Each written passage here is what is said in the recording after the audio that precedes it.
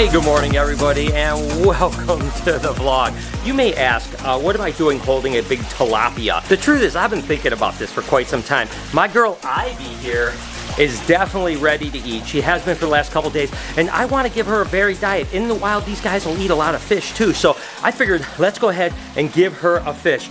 I have no idea what's going to happen here. It's scary, and there's not much room for error here. That's the big issue, because I don't have much room between my hand and this fish, so let's just go ahead and see what happens here. Come on, Ivy. Come on. Come on. Ivy. Ivy. What's she gonna do? She gonna take it? Come on, girl. You want that fish?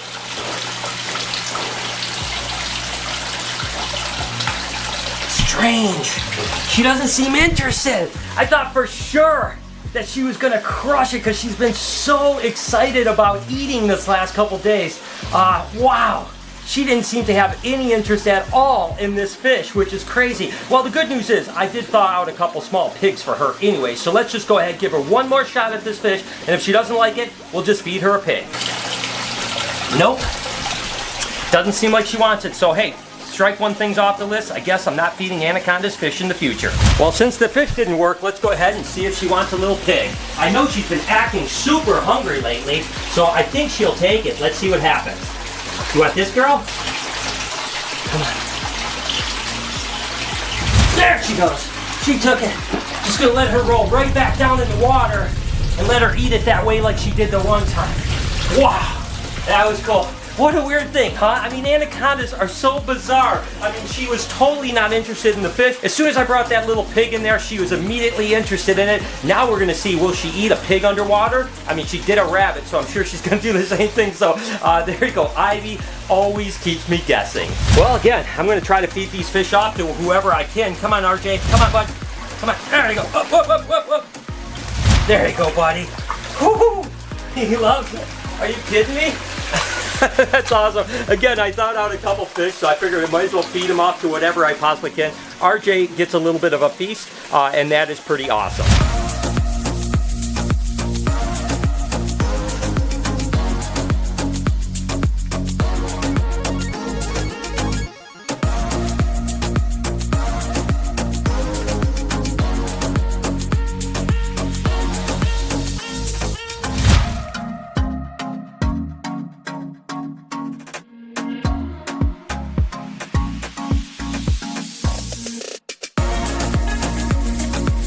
What time it is, guys. It's colubrid egg time. We have a few clutches here to collect. The first one being this beautiful mosaic California king snake, and this one's definitely the really classic mosaic look right here. The other day we had one that was kind of like a tire tracky looking animal, but this is a beautiful one. She looks great. As a matter of fact, she almost looks like she didn't lay a clutch of eggs, which is really good, and the eggs that she did lay are really, really nice here. She's got one little slugger in there, but the rest of the eggs look really good, and again, I keep saying that you can really tell about these slugs, and we've been just feeding these slugs off to as much of the stuff we possibly can. 2, 4, 6, 7 eggs right there, and the mosaic cal is actually a black and white cal king that is polygenically bred to have that kind of cool mosaic pattern. So we worked on these like 15, 18 years ago. We were one of the kind of people really founding it. It took us about 5 or 6 generations to get to the point what we basically are seeing now.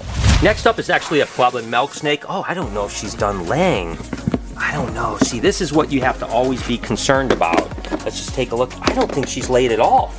Lori marked this as a lay. I don't know what she was thinking. You can see this girl is full of eggs right now. There is definitely nothing in this box. So let's just go ahead and get her back in her nest box.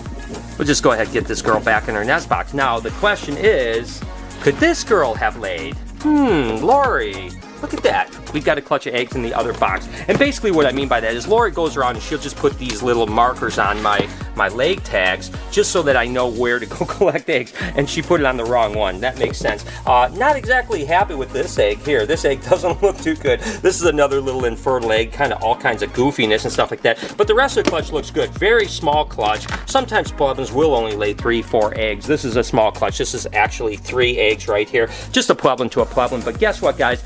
One of the things about colubrid breeding season is it seems like I'm setting up egg boxes constantly. So you can see these are all the egg boxes that are already filled, and the other day we set up another 10, 12 egg boxes. Guess what? This was my last egg box, so let's go ahead, set up some more egg boxes.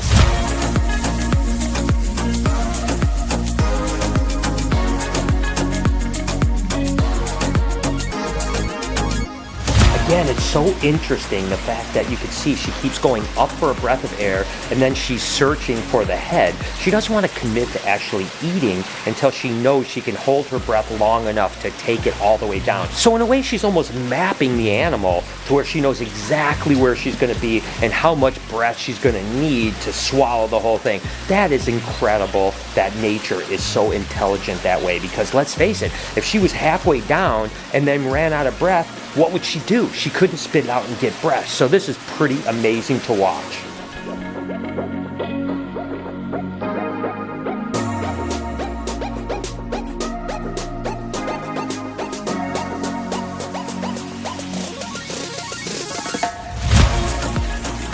Ball training number 2 for Night Fury. So again, we're just trying to train him to the point where he recognizes the ball and doesn't think our hand is food. So let's go ahead and see what we can do with this guy. Remember, ball, ball, ball. Oh. Okay, well, that didn't go the way I wanted it to, that's for sure. Definitely recognized the ball. Very quickly, he understood that the ball was food. So that's actually pretty good. Now I need to just get him off of this ball because I don't want him to eat this ball, that's for sure. So give me a second here and let's see what we can do. All right, let's try this again. There it goes. All right, so it was a little bit of a battle, I'm not gonna lie. Wasn't exactly the perfect thing, but I will say that he did immediately start to associate the blue ball with food. Now I have to just find that happy medium so he doesn't attack the blue ball. So we're making progress, but it was painful progress. Next up is Casper. He's always interesting. Come on, bud. Whoop. Come on, buddy. Whoop. Here he comes.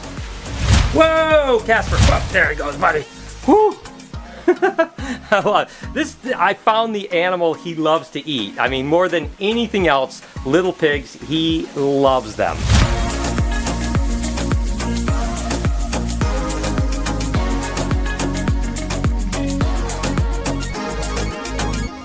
Pretty cool to see this little alligator right here that's right under the basking light, and he's actually got his mouth open. Well, that's actually thermoregulating, believe it or not. Alligators do it. Sometimes you'll even see bearded dragons and some other lizards do it, where they'll sit underneath and they open their mouth, and that's just a way for them to adjust. Because remember, they're an ectothermic animal, right? So they're not like us where they control their body temperatures. So that's one of the cool ways to do it. And you don't see it too often with these little babies yet, because usually you see the adults doing it when they're on the banks of the swamps and stuff like that.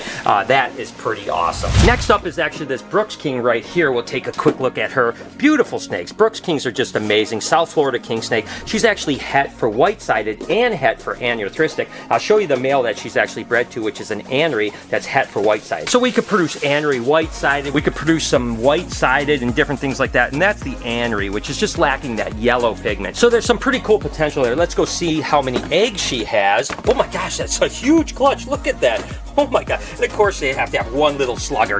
That mama, what's she doing to me? That is absolutely amazing. I'm going to go ahead and just get this off. We'll get all these eggs put in here right now and get an idea. We've got 2, 4, 6, 8, 10, 12, 14 good eggs. Not bad. These hatch pretty quick. And about 50 days from now, we're going to have some baby Brooks Kings in the box.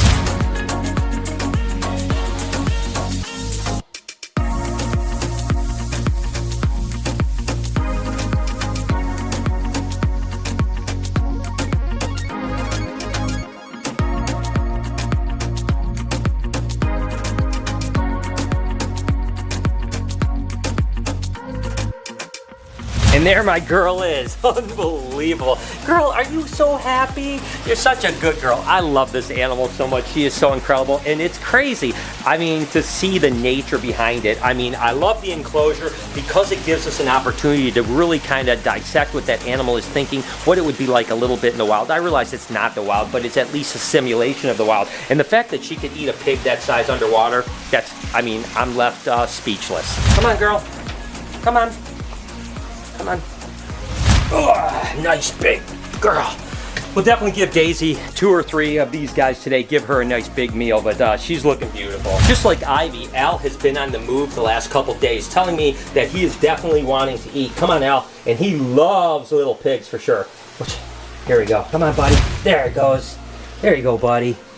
What a beautiful snake, and that'll be a nice big meal for him. This is a little experiment. I don't know what's going to happen. Sunfire is obviously a big reticulated python, but she doesn't like rabbits. She only eats rats. So I'm going to try to offer her a pig and see if she'll take it. I have no idea if she's going to like it or not. If not, we can feed her some rats, no problem. But I'm going to give her an option of a pig just to see if she wants to try to take it or not. She doesn't know what to think. Whoa, whoa, whoa, whoa, whoa! There she goes. Oh, woo!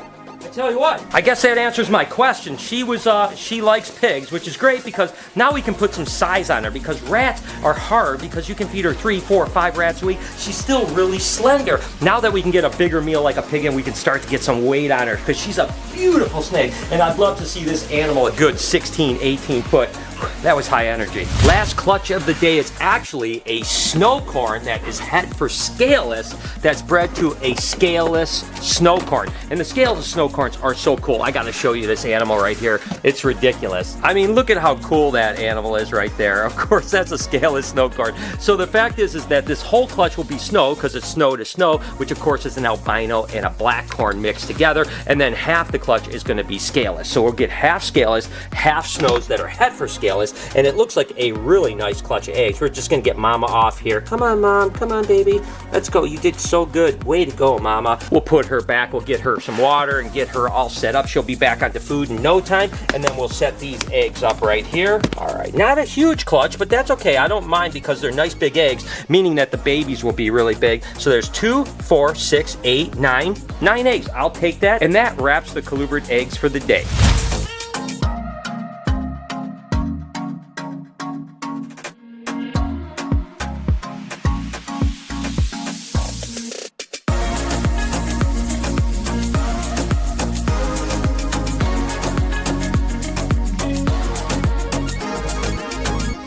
And guess what? Ivy's on land again. Typical weird snake, right? I don't know what she's doing. I don't know. I'm almost stopping guessing these days. So I wouldn't have expected that, because typically when she's eaten, especially underwater, she stayed in water for 2 or 3 days. But maybe she's out basking. Who knows? That animal always keeps me guessing. Sunrise just came out of shed, so I think that she's going to be hungry. Let's see what she wants to do here. You gonna eat, girl? The last time I fed her a pig, the same thing happened where she just basically crawled up to it and ate it. She didn't even strike at it. So I have a feeling that might be the same thing now. That's pretty cool. So I'm just gonna lay it in her cage if she doesn't take it. I'll just lay it down right like this, and I'll let her crawl up to it and eat it. No big deal at all. And some snakes are like that, especially the tamer snakes. They actually don't even want to strike, really. So I think she'll crawl up to that and eat it, no problem. We'll just give her a little bit, and I think it'll be fine. Moo is growing like a weed, and she's always fired up when it comes to food. She is always willing to eat. Come on, girl, let's go. There you go. Good job, girl. Right over there. Perfect. She's just getting more and more beautiful with those brown and bronze spots starting to come in. I mean, it's going to be amazing to see what she's going to look like in another year. Jeffrey's fired up for sure for some food. There you go, bud. Oh, man, I tell you. That's one thing about Burmese pythons, is that they're even more aggressive about feeding than reticulated pythons, to be totally honest with you. When they're on fire like Jeffrey, you've got to watch out. You got to keep your hands away. But that is a gorgeous, gorgeous snake.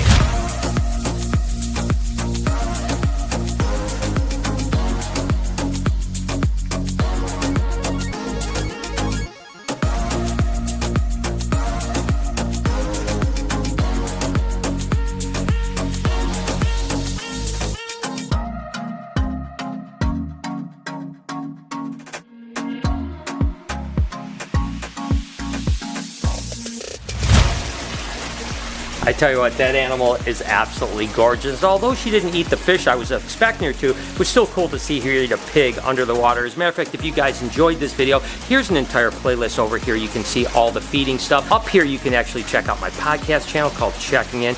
On this side, please subscribe to this vlog channel. Turn your post notification on if you don't mind.